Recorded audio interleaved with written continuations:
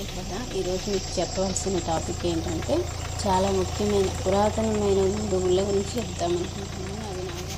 సరికదా ఈరోజు మీకు చెప్పవలసిన టాపిక్ ఏంటంటే చాలా ముఖ్యమైన పురాతనమైన గుళ్ళ గురించి చెప్తామనుకుంటున్నాను. అవి నాగార్జున సాగర్ డ్యాంలో నిర్మాణానికి శంకుస్థాపన చేసిన టైంలో నిర్మించిన గుళ్ళండి. అవి చాలా చాలా పురాతనమైనవి. వర్షం కారణం వల్ల మేము లోపలికి వెళ్ళలేకపోయాం, కానీ చూడగలిగినంత వరకు మీకు చూపించాలనుకుంటున్నాం.